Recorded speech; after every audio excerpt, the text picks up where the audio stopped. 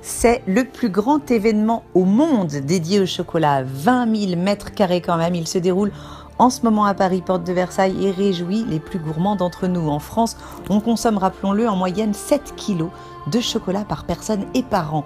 Mais nous, ce qui nous intéresse, c'est le côté artistique de cette exposition, celui d'artisans chocolatiers surdoués et celui de collaborations artistiques originales. Alors d'emblée, quand on arrive ici, on se retrouve nez à nez avec l'immense renard de Richard Orlinski, dans une version graffiti absolument inédite. Il est très grand, très écrasant, mais attention, il a un rival dans l'exposition, c'est l'interminable religieuse de Geoffrey Cagne, qui ressemble plus d'ailleurs à un sapin de Noël qu'à une religieuse, mais bon, composé d'éclairs au chocolat sur 4 mètres de haut. C'est très impressionnant. On pourra aussi visiter la maison grandeur nature de Jean-Luc Decluseau, un habitué de l'exercice. 18 mètres carrés, 1,5 tonnes de chocolat, une maison qu'il a mis 4 mois à confectionner. Elle est garnie de 15 000 chamallows en chocolat, digne de la petite maison d'Hansel et Gretel, en tout cas littéralement à croquer. On attend la fin de l'exposition pour savoir ce qu'elle va devenir et si on pourra la goûter. À croquer aussi, c'est cette exposition de bûches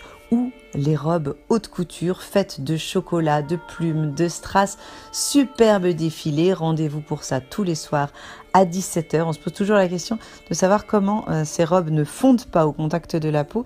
C'est un exercice remarquable réalisé grâce à la collaboration d'illustres chocolatiers, mais aussi de très grands couturiers de mode. Enfin, nous venons d'assister au championnat du monde des artisans du chocolat. Alors je vous propose de regarder quelques créations qui ont gagné.